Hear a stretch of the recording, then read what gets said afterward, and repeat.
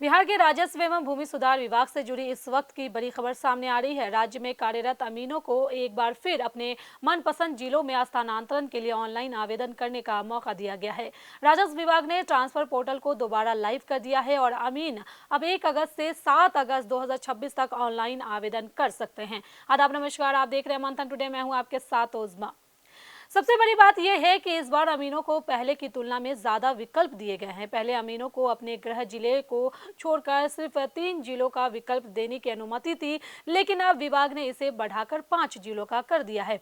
यानी अगर कोई अमीन अपने गृह जिले में पदस्थापन नहीं चाहता या नियम के तहत वहां पदस्थापन संभव नहीं है, तो वह अपने गृह जिले को छोड़कर 5 पसंदीदा जिलों का विकल्प दे सकता है। अब सवाल यह है कि राजस्व विभाग को आखिर ट्रांसफर पोर्टल दोबारा क्यों खोलना पड़ा। दरअसल विभाग की ओर से लगातार यह कोशिश की जा रही है कि राजस्व कर्मचारी और अधिकारियों के स्थानांतरण की प्रक्रिया में किसी तरह की मनमानी की गुंजाइश कम हो और पूरी प्रक्रिया डिजिटल तथा पारदर्शी तरीके से पूरी हो। राजस्व एवं भूमि सुधार मंत्री डॉक्टर दिलीप जायसवाल ने कहा है कि सरकार का उद्देश्य स्थानांतरण प्रक्रिया को निष्पक्ष, पारदर्शी और व्यवस्थित बनाना है। मंत्री के मुताबिक दूसरे संवर्गों के साथ पदस्थापन प्रक्रिया में कुछ व्यवहारिक दिक्कतें सामने आई थी। इन्हीं समस्याओं को देखते हुए अमीनों के लिए 2 अतिरिक्त जिलों का विकल्प जोड़ने का फैसला लिया गया है।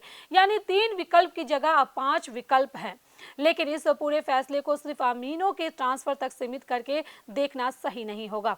इसके पीछे राजस्व विभाग की एक बड़ी प्रशासनिक रणनीति भी दिखाई दे रही है, क्योंकि बिहार में जमीन से जुड़े मामलों की संख्या लगातार बढ़ रही है। दाखिल खारिज, जमाबंदी, परिमार्जन, विशेष सर्वेक्षण और जमीन के रिकॉर्ड को डिजिटल करने जैसे कामों में अमीनों की भूमिका बेहद महत्वपूर्ण है। अमीन जमीन की मापी और राजस्व से जुड़े कई महत्वपूर्ण कार्यों में सीधे तौर पर जुड़े होते हैं। ऐसे में अगर किसी अमीन की पोस्टिंग लंबे समय तक एक ही जगह पर रहती है, तो प्रशासनिक स्तर पर कई तरह के सवाल खड़े होते हैं। दूसरी तरफ अगर लगातार स्थानांतरण होता है और कर्मचारी को अपनी पसंद की जगह या आसपास के जिले का विकल्प नहीं मिलता, तो कर्मचारी के सामने पारिवारिक और व्यक्तिगत परेशानियां भी खड़ी होती है। इसी संतुलन को साधने के लिए विभाग अब ऑनलाइन विकल्प और कंप्यूटर आधारित प्रक्रिया पर ज्यादा जोर दे रहा है। रैंडमाइज सिस्टम से ट्रांसफर की नई व्यवस्था राजस्व विभाग पहले ही एक बड़ा प्रयोग कर चुका है। हाल ही में राज्य में पहली बार रैंडमाइज कंप्यूटर सिस्टम के जरिए राजस्व कर्मचारियों का स्थानांतरण किया गया था। इसका मतलब यह है कि स्थानांतरण प्रक्रिया को किसी व्यक्ति विशेष की पसंद, सिफारिश या प्रभाव से अलग करके कंप्यूटर आधारित सिस्टम के जरिए करने की कोशिश की गई है। सरकार का दावा है कि इससे ट्रांसफर प्रक्रिया में पारदर्शिता बढ़ेगी और कर्मचारियों के बीच यह भरोसा मजबूत होगा कि पोस्टिंग किसी विशेष व्यक्ति की सिफारिश या दबाव के आधार पर नहीं हुई है।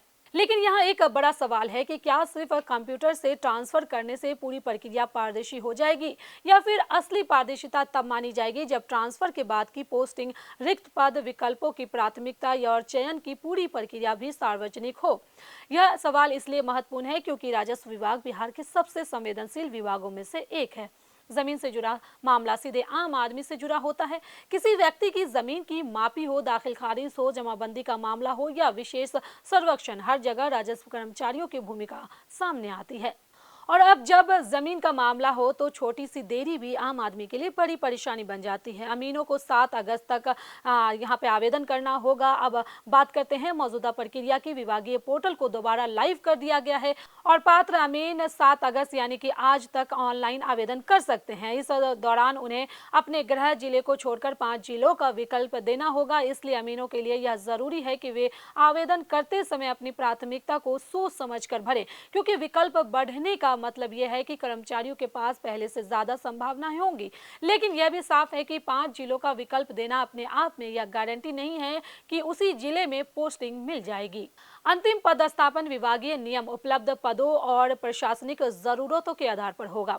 सभी अधिकारियों को निर्देश दिया गया है कि विभाग ने यह भी सुनिश्चित करने की कोशिश की है कि कोई भी पात्र अमीन जानकारी के अभाव में आवेदन से वंचित न रह जाए। इसके लिए सभी सहमार्ताओं, अपर सहमार्ताओं, भूमि सुधार उप सहमार्ताओं और अंचल अधिकारियों को निर्देश दिया गया है कि वे अपने अधीन कार्यरत अमीनों को समय रहते इस ऑनलाइन प्रक्रिया की जानकारी दें। यानी जिम्मेदारी सिर्फ कर्मचारियों की नहीं है, ऊपर स्तर से लेकर अंचल स्तर तक अधिकारियों को यह सुनिश्चित करना होगा कि पात्र अमीनों तक जानकारी पहुंचे और वे समय सीमा के भीतर अपने विकल्प भर सकें।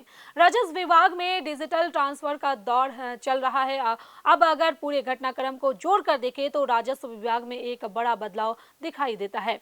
पहले जहां ट्रांसफर और पोस्टिंग को लेकर सिफारिश, प्रभाव और मनमानी जैसे आरोप अक्सर सुनने को मिलते थे, वहीं अब विभाग कंप्यूटराइज और डिजिटल सिस्टम को आगे बढ़ाने की कोशिश कर रहा है। हालांकि सिस्टम को डिजिटल बनाने के साथ साथ उसकी निगरानी भी उतनी ही जरूरी है, क्योंकि तकनीक प्रक्रिया को पारदर्शी बना सकती है, लेकिन सिस्टम में डाले गए नियम और डेटा भी निष्पक्ष होना चाहिए। राजस्व विभाग के सामने सबसे बड़ी चुनौती यही है कि ट्रांसफर को पारदर्शी बनाने के साथ साथ फील्ड में राजस्व व्यवस्था को भी मजबूत किया जाए, क्योंकि बिहार में जमीन से जुड़े विवादों की संख्या कम नहीं है।